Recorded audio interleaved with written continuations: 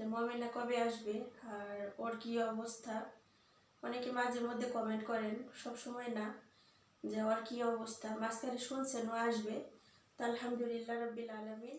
আসসালামু আলাইকুম, সবাই কেমন আছেন? আশা করছি ভালো, আলহামদুলিল্লাহ আমিও ভালো আছি আপনাদের দোয়ায়।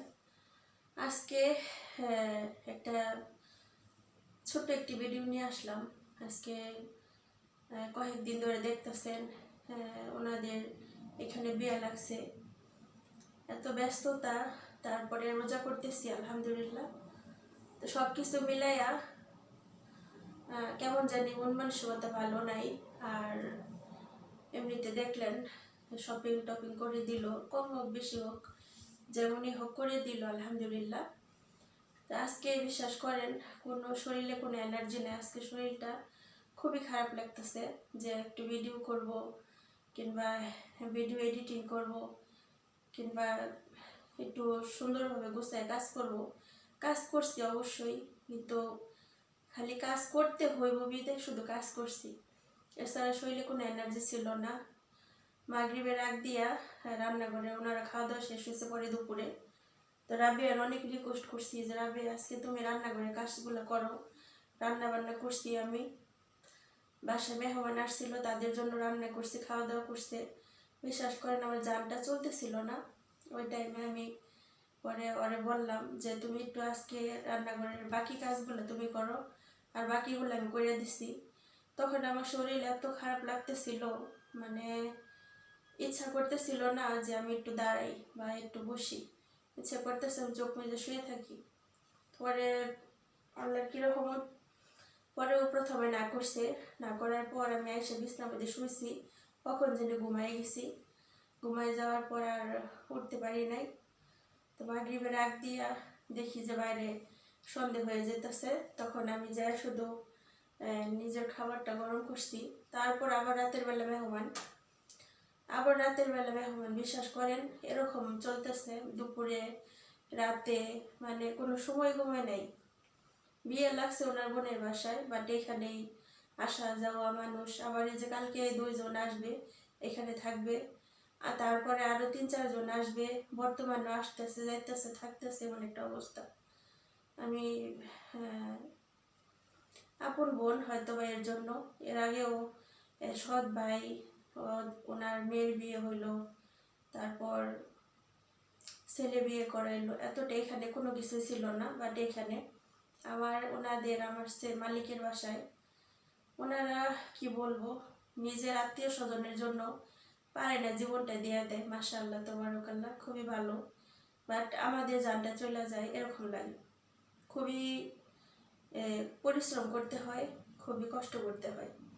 এমনিতে বাড়িতে এত বড় বাড়ি, রান্না বান্না সব কিছু করতে হয়। তারপর ওনারা ইচ্ছাকৃতভাবে ওনাদের গানের মধ্যে দায়িত্বগুলো নেয়, কারণ জানে যে ওনার বউ রান্না বান্না করে না, বাড়িতে কোনো কাজকর্ম করে না। অর্ডার দিব আর মোবাইল টিপবো, খাইবো, ঘুমাইবো, ব্যাস, এছাড়া আর কিছু নাই ওনাদের। তো হয়তো এর জন্যেই জানি না, আসলেই সারাদিন রোজা ছিলাম, অনেক ক্লান্ত লাগতেছে, অনেক খারাপ লাগতেছে।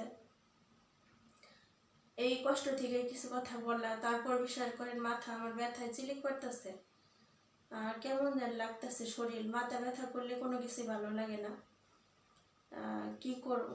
তো সব কিছু মিলে আলহামদুলিল্লাহ।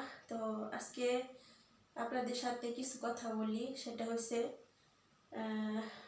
আমাদের এইখানে আপনারা অনেকে অপেক্ষায় আছেন যে মমিনা কবে আসবে আর ওর কি অবস্থা। অনেকে মাঝে মধ্যে কমেন্ট করেন, সব সময় না, যে ওর কি অবস্থা। মাঝখানে শুনছেন ও আসবে, তো আলহামদুলিল্লাহ রাব্বিল আলামিন। এখন ওর আসার সময় হয়ে গেল, ওর অলরেডি কাগজপাতি সব রেডি। আমি নাম বলবো না, কারণ আমার রুমটা একদম ড্রয়িং রুমের পাশে, তো ওনারা ড্রয়িং রুমে বসে আছে। তো একদম কাগজপাতি সব রেডি, অফিসিয়াল যে কাগজপাতিগুলো প্রয়োজন পড়ে সবগুলো রেডি। এখন শুধু আসার জন্য টিকিটটা কাটবে, এটাই বাকি আছে। তো আমাদের এখানে বিয়েটা শেষ হইলে তারপরে ওর জন্য টিকিট কাটবে। ইনশাল্লাহ দোয়া করবেন ও যেন আসতে পারে। আর ও তো খুবই করতেছে, আফসোস করতেছে যে ছোট বাচ্চা রেখে আসমো, না জানি কি হয়, না জানি কেমন হয়। বাট ওর শাশুড়ি স্বামীটা অনেক ভালো, বাচ্চাটাই দেখবো। মানে আমারও খুবই আফসোস লাগতেছে যে এত ছোট বাচ্চা রেখেও কিভাবে আসবো। একটা সময় আমি আমার মেয়ের রেখা, ছোট রেখা আমি বিদেশে আসছিলাম। তখন আমার মেয়ের বয়স ছিল এই 13 মাস ছিল। 13 মাস না, 13 মাস না, 13 মাস না, ওরা ছিল 2 বছর 3 মাস, 23 মাস ছিল। হ্যাঁ, এই 23 মাস না তো, 12, 12, 24, 25, 26, 27। তো যাই হোক, 2 বছর 3 মাস ছিল আমার মেয়ের বয়স। তো ওইখান থেকে আমি আসা, তখনই আমার অনেক কষ্ট লাগছে। বাট আজ পর্যন্ত বিদেশে পড়ে আছি, জানি না কিভাবে সম্ভব। আমি এখন চিন্তা করি যে এত ছোট ছোট বাচ্চা রেখা বিদেশ করলাম, এখনো বিদেশে পড়ে আছি, মেয়েরা বড় হয়ে গেছে। তো এই হচ্ছে বিষয়, কি করার, ভাগ্যে আছে, ফালাবো কোথায়। তোর জন্য দোয়া করবেন যেন সব কিছু সুন্দর হয়, আর আল্লাহ যেন বাচ্চাটারও ভালো রাখে, সুস্থ রাখে। আর আজকে খুবই কষ্ট নিয়ে একটা ভিডিও বানাইলাম, শরীরটাও ভালো লাগতেছে না। আর কিছু বিষয় শেয়ার করলাম যে আমরা প্রবাসী মেয়েরা এতটাই এতটাই এতটাই অবহেলার পাত্র, আবার এতটাই অসহায়, মানে কোনো কিছু বলে বোঝাতে পারবো না। যখন ভালো থাকি তখন এতটা বুঝি না, যখন অসুস্থ ফিল করি তখন বুঝি যে সুস্থতা কতটুকু নিয়ামত। সুবহানাল্লাহ। অসুস্থ থাকলে মানুষে বুঝতে পারে যে আল্লাহর রহমত, বরকত কি জিনিস। সুবহানাল্লাহ। তো যাই হোক, ভিডিওটা বেশি বড় করব না।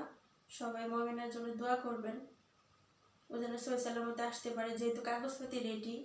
ইনশাআল্লাহ আল্লাহ চাইলে এখন আসবে। এতদিন শিওর ছিলাম না, এতটা কনফার্ম ছিলাম না। তো এখন শিওর হয়ে তারপর আপনাদেরকে জানালাম, আপনারা দোয়া করবেন। ইনশাআল্লাহ আল্লাহ যেন সব কিছু সুন্দরভাবে, সব কিছু সুন্দর করে, ইনশাআল্লাহ। আর বাকিটা ইনশাআল্লাহ ও আসার পর আপনাদের সাথে শেয়ার করব। তারপরে যদি আপনারা আপডেট জানতে চান তাও আমি শেয়ার করব ইনশাআল্লাহ। তো আজকের ভিডিওটা কেমন লাগলো সবাই কমেন্টে জানাবেন। আর মুমিনার ব্যাপার শুনে কে কে খুশি হলেন কমেন্ট করবেন, আমার জন্য দোয়া করবেন। আমি যেন আল্লাহ পাকের রহমত বরকত দিয়ে বিদেশে জার্নিটা শেষ করতে পারি ইনশাআল্লাহ। তো প্রতিটা জিনিসই না শেষ পর্যায়ে আসলে অনেকটা কষ্ট হয়, কারোর জন্য সহজ হয়। সুবহানাল্লাহ, অবাক হয়ে যায় মাঝে মধ্যে যে সুবহানাল্লাহ, প্রকৃতির নীতি নিয়ম। সুবহানাল্লাহ। তো যাই হোক, কে কোথা থেকে ভিডিওটা দেখছেন অবশ্যই জানাবেন। আমিও সবার জন্য দোয়া করি, সবাই ভালো থাকুন, সুস্থ থাকুন ইনশাআল্লাহ। নেক্সট ভিডিওর অপেক্ষায় থাকুন। নেক্সট ভিডিওতেও আশা করি ভালো কিছু দেওয়ার চেষ্টা করব। সবাইকে আল্লাহ হাফেজ, আসসালামু আলাইকুম।